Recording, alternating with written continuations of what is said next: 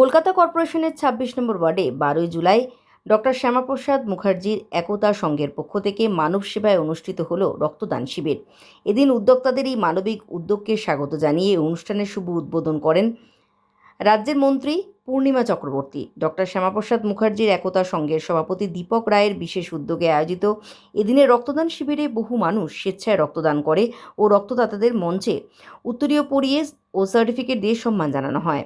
এদিনের অনুষ্ঠানে অন্যান্য নেতৃত্বদের মধ্যে উপস্থিত ছিলেন উত্তর কলকাতার district BJP vice president Pramod Singh, Subodh Das, Jaswant Singh, doctor Saroj Ghoshal, advocate Dipak Sharma Rajauria সহ অন্যান্যরা।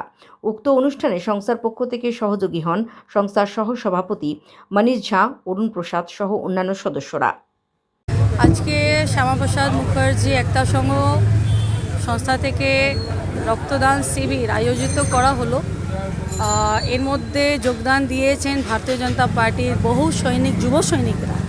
আর দীর্ঘদিন ধরে এনারা সমাজমূলক সেবা করতে এসছেন।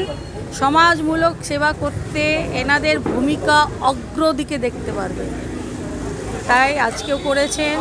রক্ত দরকার আছে, একটা মানুষের প্রাণ বাঁচাতে রক্ত লাগে। আমরা চাঁদে পৌঁছে গেছি, সায়েন্স অনেক বিজ্ঞান চাঁদে পৌঁছে গেছে, কিন্তু আজ অবধি রক্ত বানানোর কোনো মেশিন আজ অবধি তৈরি হয়নি। সেটা মানুষের শরীর থেকেই তৈরি হয়, আর নিজের স্বেচ্ছায়, যদি স্বেচ্ছা না হয় রক্ত পাওয়া মুশকিল। তাই এই ধরনের উদ্যোগ, এই ধরনের শিবির করা দরকার আছে। মানুষকে সেবামূলক কাজের প্রতি জাগ্রত করে তাদেরকে এই ধরনের সেবামূলক কাজে নিজে যোগদান দেওয়ার জন্য। এই উদ্যোগ আমরা ফার্স্ট টাইম করছি, কারণ যে বিগত সরকার ছিল সে আমাকে এইসব সোশ্যাল ওয়ার্ক করতে দিত না। এবার আমরা যে মোদিজি বলেছেন ভয় আউট ভরসা ইন, ওইটা আমরা হয়েছে এবার 4 তারিখ পর, যেইটা আমরা উদ্যোগ নিয়েছি। এটা ফার্স্ট টাইম হচ্ছে। আমরা একটাই নিচ্ছি উদ্যোগ যে আগামী দিনে আবার আমরা করব। এখন হয়তো কম সংখ্যা হয়েছে, কিন্তু আমরা এইটার জন্যে পিছনে যাব না, আমরা আগে যাব, আর আগামী দিনে এর থেকে আর ভালো করব।